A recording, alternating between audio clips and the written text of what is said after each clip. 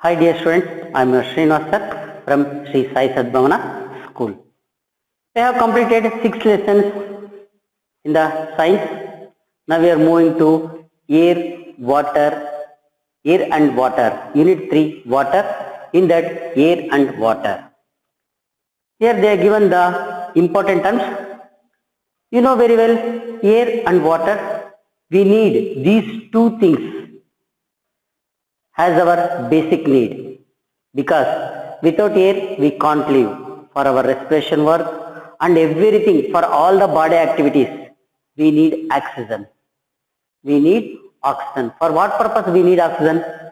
It burns the food what we eat. It burns the food what we eat. And the water. Water is also very essential thing for our body, because our body consists of more than 60%, it consists of water. Our body consists of water more than 60%. So we need water for the purpose of digesting the food, as well as to work and to filter our body, to clean our body. We need water. Not only the outside, inside also it is filtering. The water is filtering our body. Now they have given the important terms: abundant, large amount; fossil, remains of plants and animals; deflate, to decrease in size; turbid, muddy; solute, a substance that gets dissolved in water; trace, small amount; inflate, to expand or increase in size; impurities, impure substances. Here they are given abundant. Abundant means large quantity, that is large amount. Fossil, the remainings of the plants and animals after their death. After their death, the decaying materials, all the things which are not decayed are called as fossils. The remaining parts of the death plants and animals. Deflate, to decrease in size. That means when you blow air into the balloon, it is inflate. We are inflating. We are inflating the air, so it expands or increases in the size. Deflate means we are removing the air from the balloon. That is called as deflate. Turbid, muddy. That means the water will mix with the soil. Next, solute, a substance that gets dissolved in water. Solute means a substance that gets dissolved in water, like sugar, salt. They are called as solute. Next, trace, small amount. It is a small quantity. Inflate, I have already explained, to expand or increase in size. We are inflating the balloon. That means we are expanding the size of the balloon or cycle tube or vehicle tube, like that. Next, impurities. That means impure substances. The harmful substances are called impurities. Pure, opposite, impure. Now we will move to the lesson. Air is present everywhere, but we cannot see or smell it. Its presence can only be felt. What is in the air? The most abundant gases found in our atmosphere are nitrogen and oxygen. Nitrogen makes up around 78% of the total atmosphere, while oxygen makes up 21%. The remaining 1% is made up of mostly of a gas called argon. There are trace amounts of other gases such as methane, hydrogen, helium, neon, krypton, carbon dioxide, and a form of oxygen known as ozone. So this is about the air. What are the ingredients present? Everything they have given in this para. Air is present everywhere, but we cannot see or smell it. Its presence can only be felt. Pure air cannot be smelled. If we mix anything, fragrance in the air, we smell it. Pure air cannot smell. If we smell the air, means every time while we are breathing, we feel the smell. But while breathing, we can't feel any smell. If anything is added to the air, then only we feel the smell. That means the air is colorless, smellless, that means odorless. We can't see it. We can't see it, but we can feel. How? When you stand outside, the air will blow. If it blow, By the fan, if you blow, you feel air is here. Next, what is in the air? Then what are the constituents? What made the air? Here, the most abundant gases found in our atmosphere are nitrogen and oxygen. In the air, the maximum quantity is the first one is nitrogen, another one is the oxygen. This is 78%, this is 21%. Total 100%. In that, these two, nitrogen is more in the composition, that is 78%, oxygen is 21%. Remaining, this total comes 99%. Remaining 1%, the other gases. The other gases are present in 1%. Maximum is 78%, oxygen is 21%, that is nitrogen 78%, oxygen 21%, remaining 1% is the other gases. There are, which are the gases? The 1% gases are argon. The remaining 1% is made up of mostly of a gas called argon. In that 1% also, the maximum percentage is argon. What is that gas called as? Argon gas. Here the major part is nitrogen, second part is oxygen. In 1%, argon is the major part. In remaining, there are traces, just traces. Traces means small amount. They are given in the word traces means in small quantity.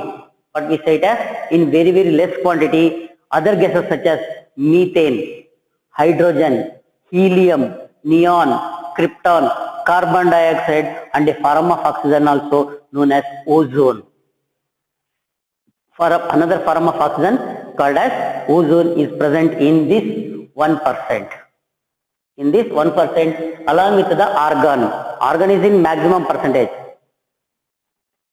After that, these gases are present in the air. So in the air, which are the main constituent? The main constituent is the nitrogen. The second one is the oxygen, third one is the argon. In small amount, they are methane, hydrogen, helium, neon, krypton, carbon dioxide and a form of oxygen called as ozone is present.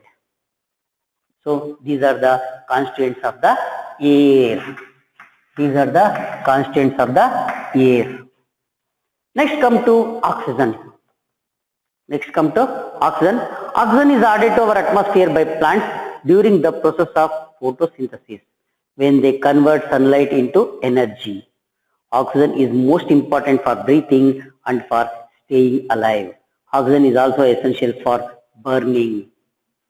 So here they have given the oxygen. Yes, oxygen is added to our atmosphere by plants. Which are the main source of oxygen? Plants.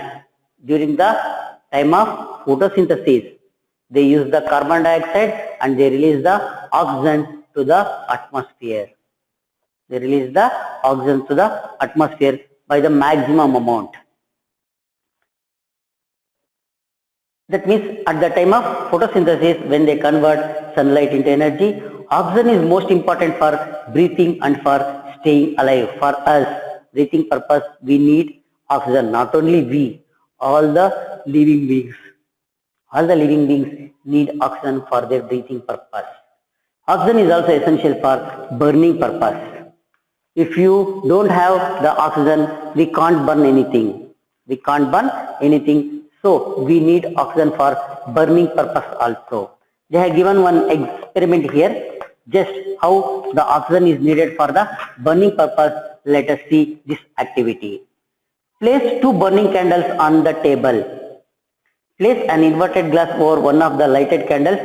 Flame of the candle covered by the glass slowly puts off, but the flame of the other candle keeps on burning. The candle flame covered with glass is put out slowly because for some time.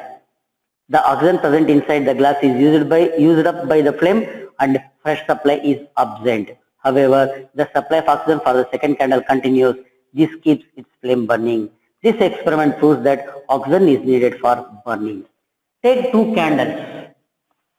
Take two candles.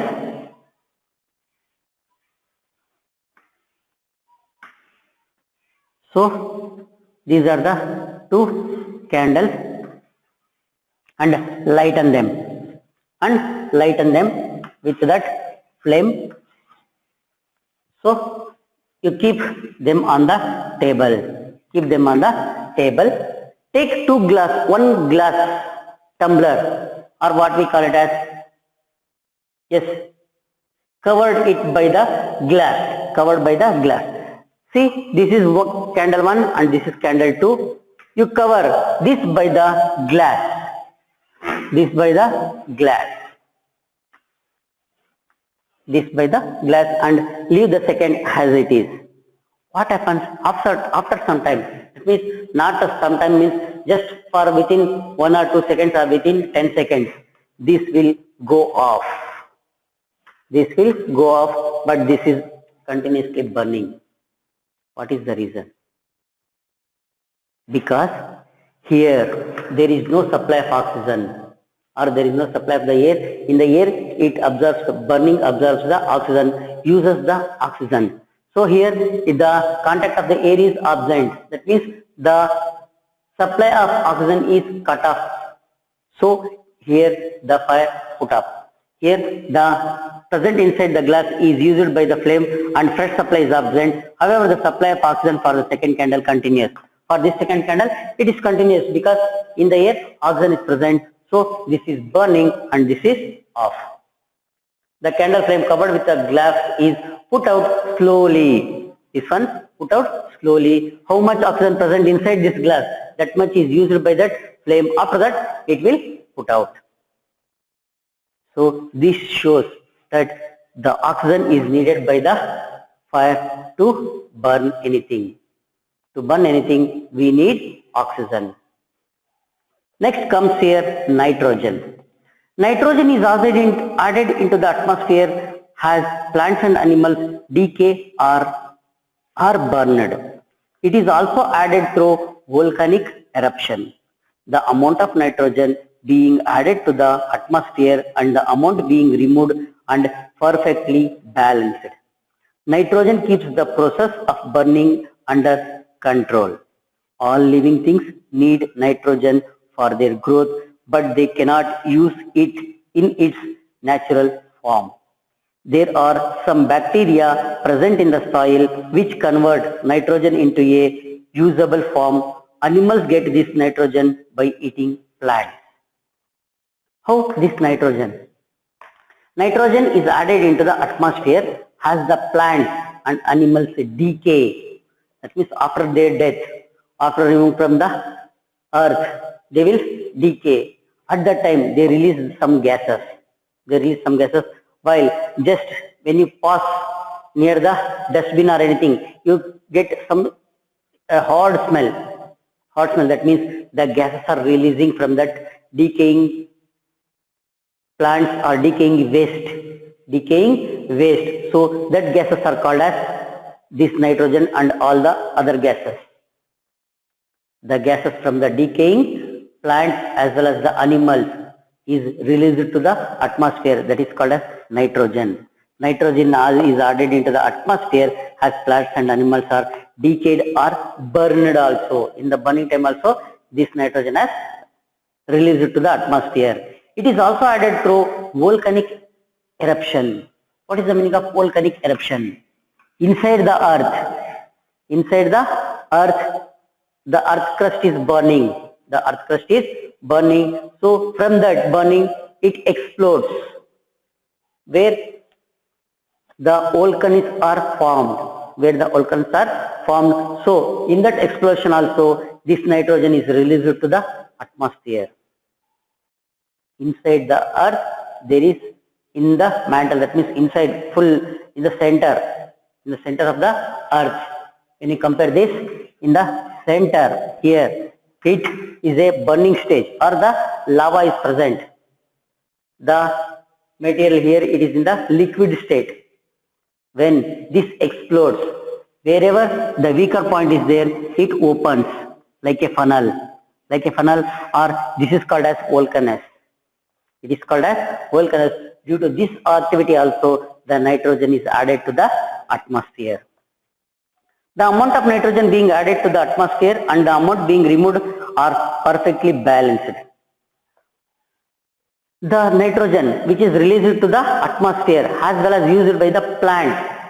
The plants uses this nitrogen for their growth. That is balanced by these activities, by the decaying of the plants as well as by these volcanic activities. The release of nitrogen and the use of nitrogen are balanced in the atmosphere. All living things need nitrogen for their growth, but they cannot use it in its natural form.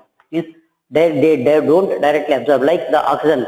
They don't absorb the nitrogen from the air directly, because so there are some bacteria. There are some bacteria which are present in the soil. They absorb the nitrogen from the air and they supply this to the plant,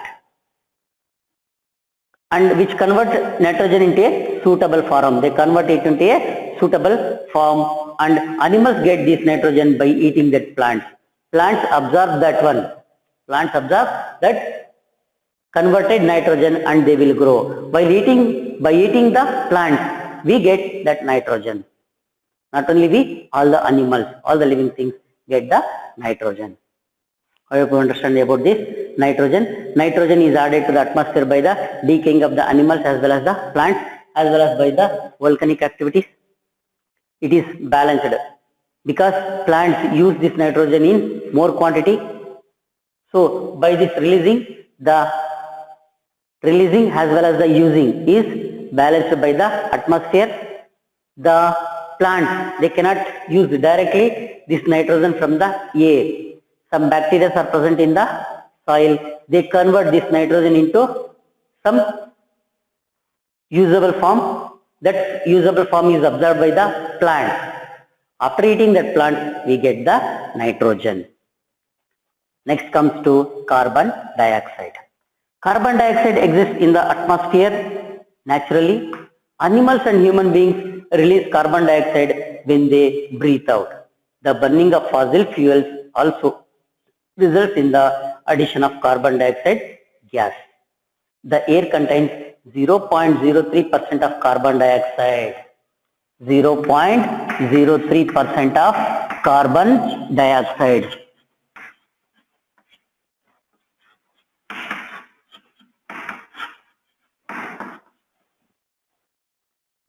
Plants use carbon dioxide to make their own food.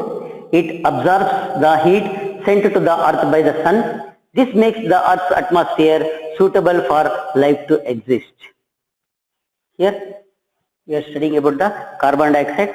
Carbon dioxide exists in the atmosphere naturally. Animals and human beings release carbon dioxide when they breathe out. When we breathe out, we release the carbon dioxide. Not only we, all the animals.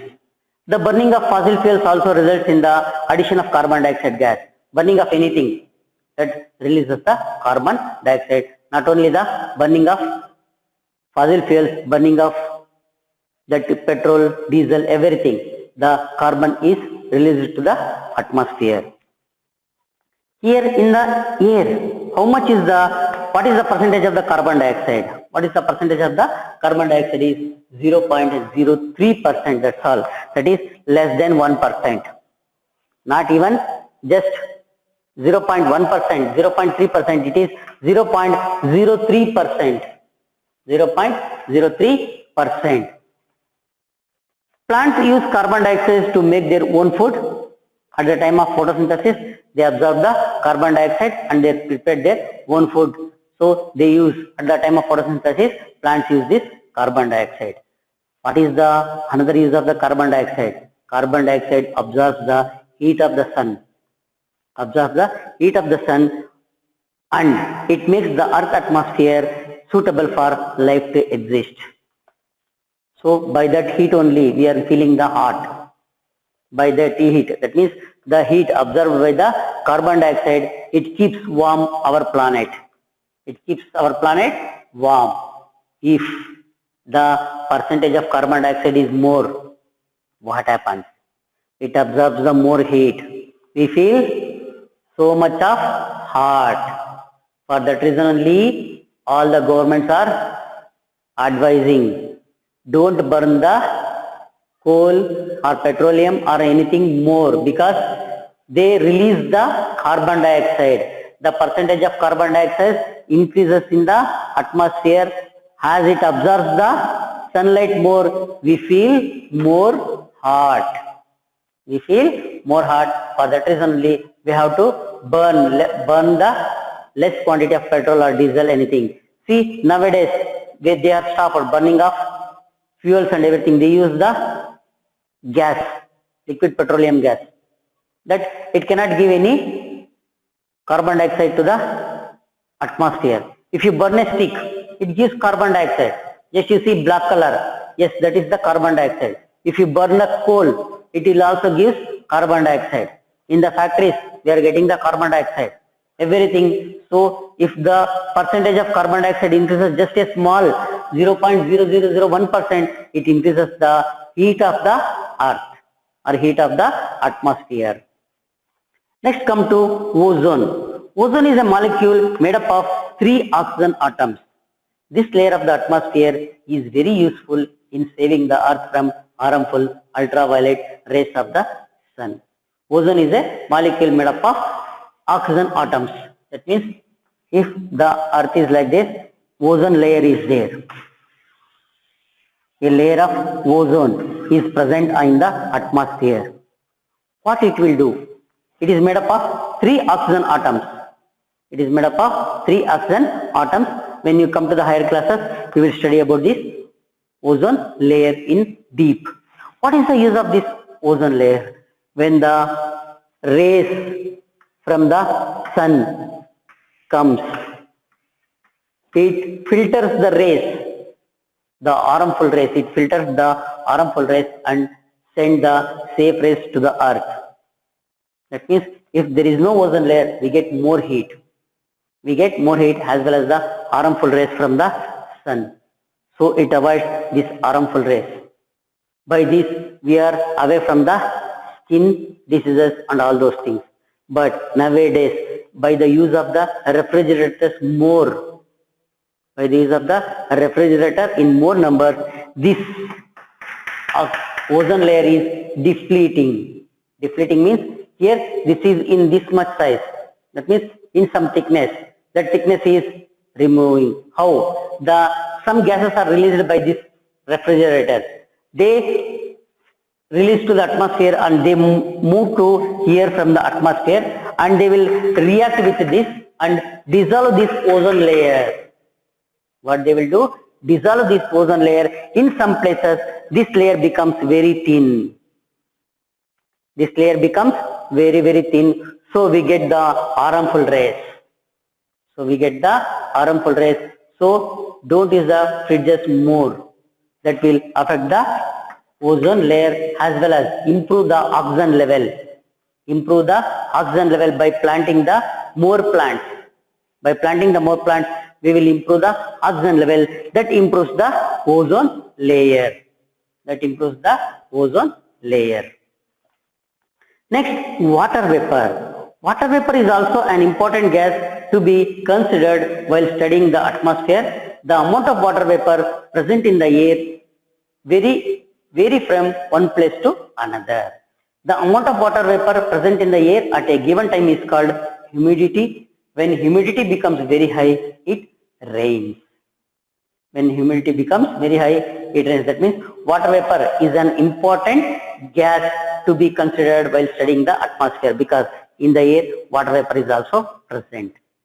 Along with the gases in the air, water vapor is also present, because it is also very, very important to the nature or for the climatic conditions. The amount of water vapor present in the air vary from place to place, one place to another. That means here it is more in water vapors in the air. If you go to some other places, it is very less. When you go to desert, there is nil at all. There is no water vapors in the air. When you go to the coldest area, there water vapor is more in the air. If water vapor are more, it will become rain. We get the rain in the rainy season. If it is in the cold winter season, we get the snowfall. The amount of water vapor present in the air at a given time is called humidity. We measure it as the humidity. When you take the climatic conditions, they will say humidity this much.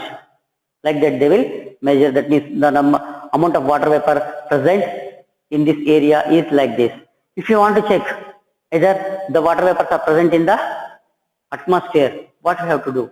You just do one small experiment.